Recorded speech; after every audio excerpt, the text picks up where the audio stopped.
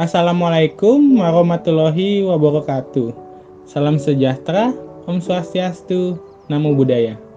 Perkenalkan, kami dari kelompok 7 akan mempresentasikan materi akuntansi musyarakah pada mata kuliah akuntansi keuangan syariah.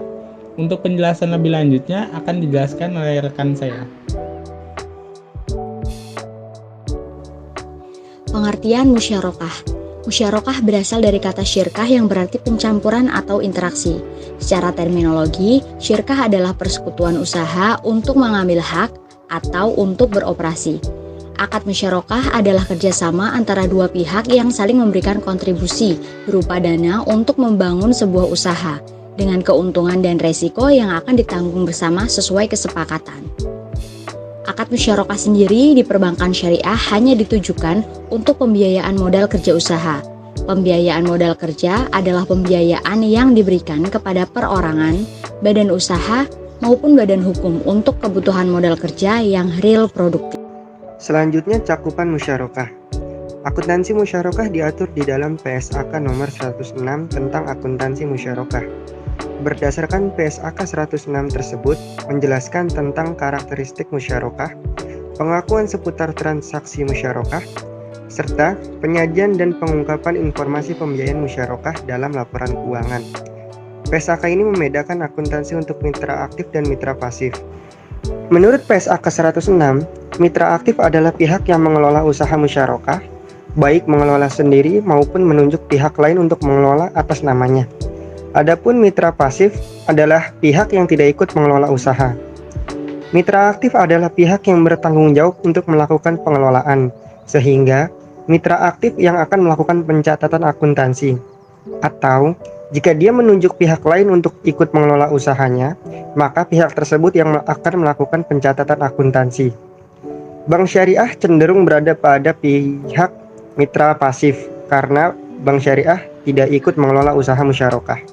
Bank syariah cenderung berada pada posisi mitra pasif, karena bank syariah tidak ikut mengelola usaha musyarakah. Dasar hukum musyarakah pada Al-Quran. Dasar hukum musyarakah di dalam Al-Quran terdapat pada surah An-Nisa ayat ke-12, yang artinya, maka mereka berserikat pada sepertiga. Lalu ada di dalam surah Al-Maidah ayat ke-1, yang artinya, hai orang yang beriman, penuhilah akad-akad itu.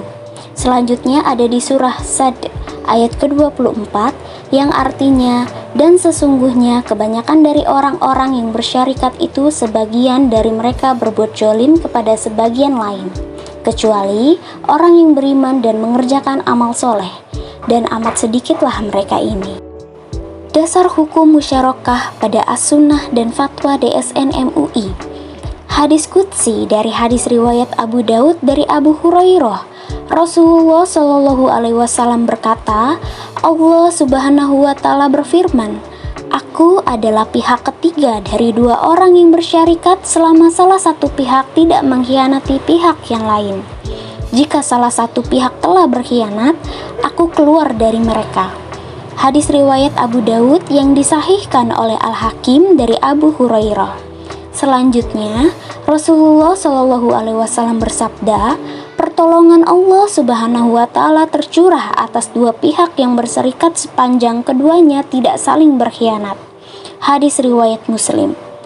Dasar hukum musyarakah adalah fatwa DSN nomor 8 DSN MUI keempat tahun 2000.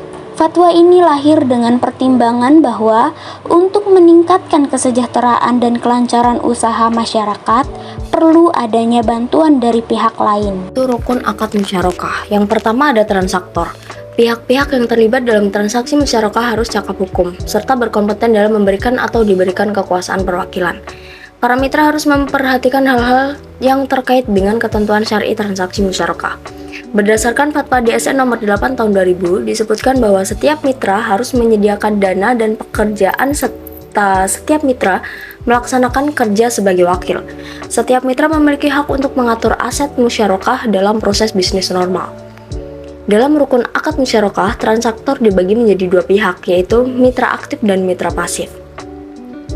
Rukun yang kedua yaitu objek musyarakah. Objek akad musyarakah meliputi 3 aspek. Yang pertama yaitu modal.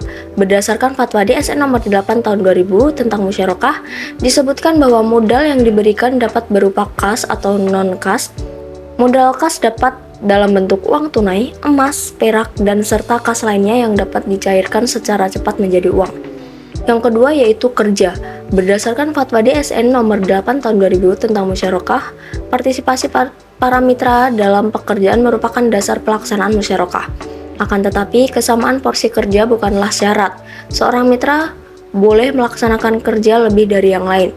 Dan dalam hal ini, ia boleh menuntut bagian keuntungan tambahan bagi dirinya.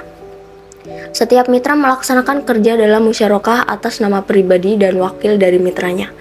Yang ketiga ada keuntungan dan kerugian. Dalam hal keuntungan musyarakah, DSN mewajibkan para mitra untuk menghitung secara jelas keuntungannya untuk menghindarkan perbedaan dan sengketa pada waktu alokasi keuntungan maupun ketika penghentian musyarakah. Setiap keuntungan mitra harus dibagikan secara proporsional atas dasar seluruh keuntungan dan tidak ada jumlah nominal yang ditentukan di awal yang ditetapkan bagi seorang mitra. Jika keuntungan usaha musyarakah melebihi jumlah tertentu, seorang mitra boleh mengusulkan kelebihan atau presentase itu diberikan kepadanya. Dalam hal kerugian, DSN mewajibkan kerugian dibagi antara para mitra secara proporsional menurut bagian masing-masing. Apabila rugi disebabkan oleh kelalaian mitra pengelola, maka rugi tersebut ditanggung oleh mitra pengelola usaha musyarakah. Rugi karena mitra pengelola diperhitungkan sebagai pengurang modal usaha, kecuali mitra mengganti kerugian tersebut dengan dana baru. Rukun yang terakhir yaitu ijab dan qabul. Ijab dan qabul dalam transaksi musyarakah harus dinyatakan oleh pihak untuk menunjukkan kehendak mereka dalam mengadakan kontrak atau akad. Akad penerimaan dan penawaran yang disepakati harus secara eksplisit menunjukkan tujuan kontrak. Jenis akad musyarakah. Akad musyarakah terbagi menjadi 2 jenis. Yang pertama, syirka al-amlak adalah keikutsertaan atau keinginan bersama untuk menghasilkan sesuatu yang dilakukan oleh 2 orang atau lebih dengan menyertakan harta. Yang kedua, syirka al-uqud adalah suatu perjanjian yang dilakukan oleh 2 orang atau lebih yang bersama-sama memberikan modal dari keuntungan atau kerugian dibagi bersama. Jenis-jenis akad musyarakah selanjutnya yaitu berdasarkan perubahan porsi dana para mitra. Musyarakah dapat diklasifikasikan menjadi 2, yaitu musyarakah permanen dan musyarakah menurun, atau bisa disebut musyarakah mutanakisah. Musyarakah permanen yaitu musyarakah dengan ketentuan bagian dana setiap mitra bersifat tetap hingga akhir masa akad. Sedangkan musyarakah menurun atau bisa disebut musyarakah mutanakisah, yaitu musyarakah dengan ketentuan bagian dana salah satu mitra akan dialihkan bertahap kepada mitra lainnya, sehingga bagian dananya akan menurun dan pada akhir masa akad mitra lain tersebut akan menjadi pemilik penuh usaha itu. Syirka al-uqud terbagi menjadi 4. Yang pertama, syirka mufawadah adalah perjanjian kontrak antara 2 pihak atau lebih. Yang kedua, syirka al-inan adalah perjanjian kontrak antara 2 atau lebih banyak lagi orang dengan ketentuan bahwa masing-masing dari mereka memberi kontribusi satu porsi dana dan berpartisipasi dalam pekerjaan. Yang ketiga, syirka amal adalah kontrak antara 2 orang yang menerima pekerjaan dan keuntungan dari pekerjaan tersebut harus dibagi antara mereka sebagaimana telah disetujui. Yang keempat, syirka al-wujuh adalah kontrak antara 2 pihak atau lebih yang mempunyai reputasi baik dan prestis serta berpengalaman dalam perdagangan usaha. Dapat dilihat dalam skema akad musyarakah bahwa mitra 1 adalah bank syariah, sedangkan mitra 2 adalah nasabah. Misalkan mitra 2 adalah nasabah yang mempunyai proyek namun memiliki modal terbatas, maka bank syariah akan mengeluarkan dana sesuai yang dibutuhkan mitra.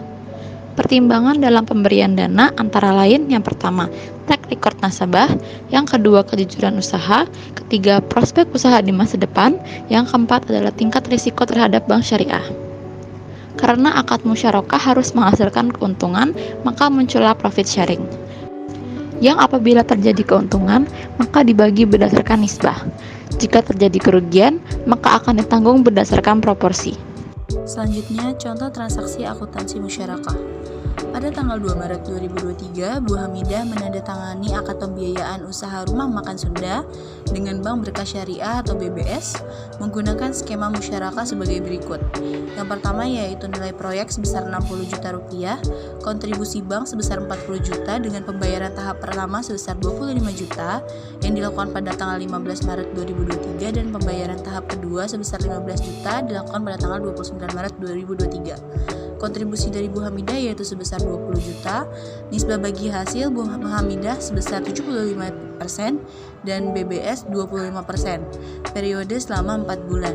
Selanjutnya ada biaya administrasi sebesar 1% dari pembiayaan bank yaitu 40 juta dikali 100 sama dengan 400. Objek bagi hasil yaitu berupa laba bruto rumah makan, skema pelaporan dan pembayaran porsi bank setiap tanggal 2 di bulan selanjutnya dari bulan April sampai bulan Juli 2023. Yang terakhir, skema pelunasan pokok musyarakah permanen dilunasi pada saat akad berakhir tanggal 2 Juli 2023. Selanjutnya, penjurnalan dibuat saat akad disepakati. Bank membuat cadangan rekening pembiayaan musyarakah untuk nasabah dan mendebit rekening untuk biaya administrasi, yaitu di tanggal 2 Maret 2023 mendebit pos lawan Komite Administratif Pembiayaan sebesar 40 juta pada kewajiban Komite Administratif Pembiayaan di kredit sebesar 40 juta dan mendebit kas atau rekening nasabah Bu Hamidah sebesar 400.000 pada kredit pendapatan administrasi sebesar 400.000. Selanjutnya, saat penyerahan investasi musyarakah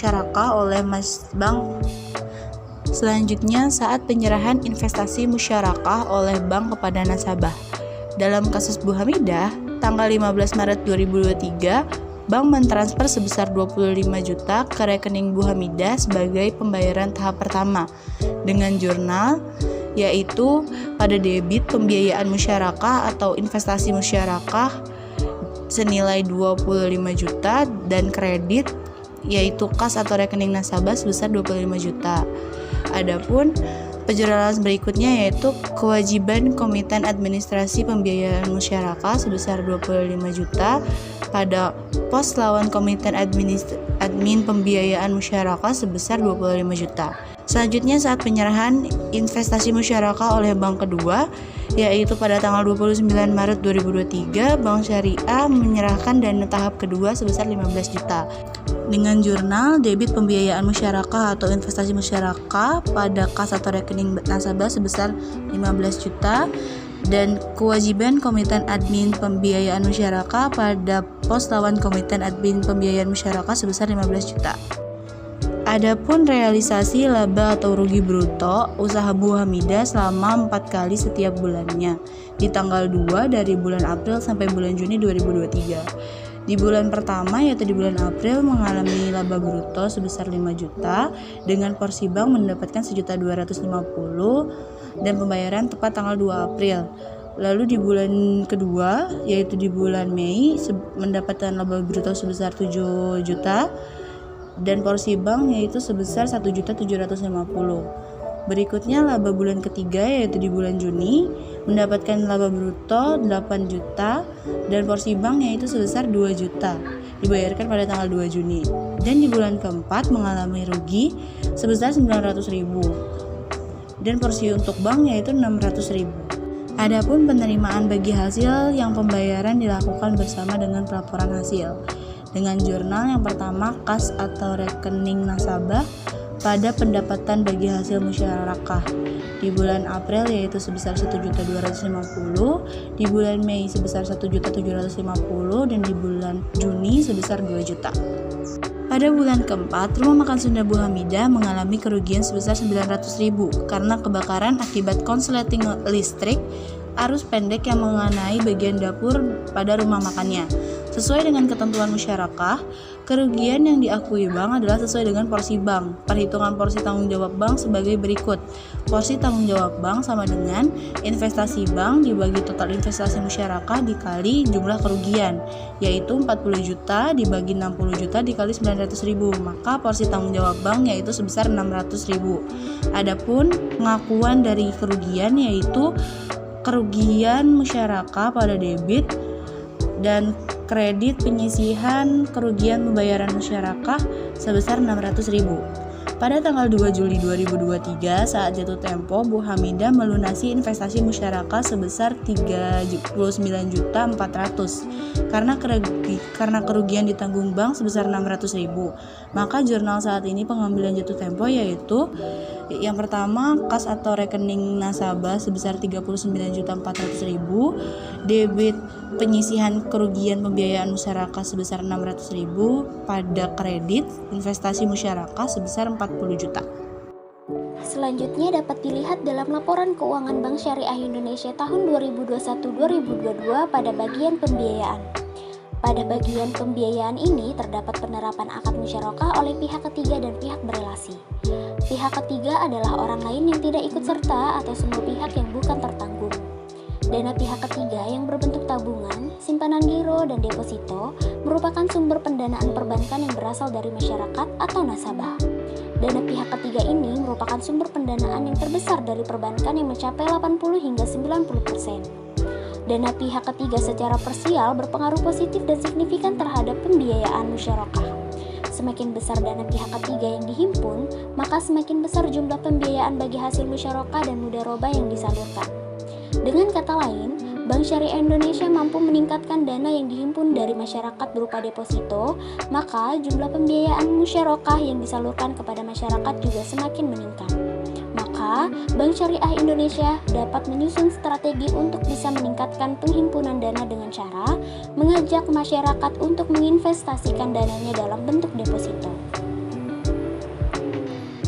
Sedangkan pihak berelasi merupakan orang atau entitas yang terkait dengan entitas yang menyiapkan laporan keuangannya. Dalam pernyataan ini dirujuk sebagai entitas pelapor. Jumlah dan persentase pembiayaan musyarakah yang diberikan kepada pihak-pihak berelasi, pihak-pihak yang berelasi baik nasabah atau pemilik dana, sahibul ma'al atau nasabah penerima penyaluran dana mudharabah. Transaksi dan saldo dengan pihak-pihak yang berelasi diungkapkan dalam laporan keuangan. Di dalam laporan keuangan Bank Syariah Indonesia pada akad musyarakah untuk pihak ketiga pada tahun 2021 dengan nominal sebesar Rp38.198.108 dan pada tahun 2022 sebesar Rp48.707.593. Sedangkan pihak berelasi pada tahun 2021 sebesar Rp21.356.328 dan pada tahun 2022 sebesar Rp21.882.918. Tujuan PSAK 7 Revisi 2010 menjamin bahwa laporan keuangan yang disajikan sudah memilah efek dari transaksi dari pihak ketiga dan pihak berelasi.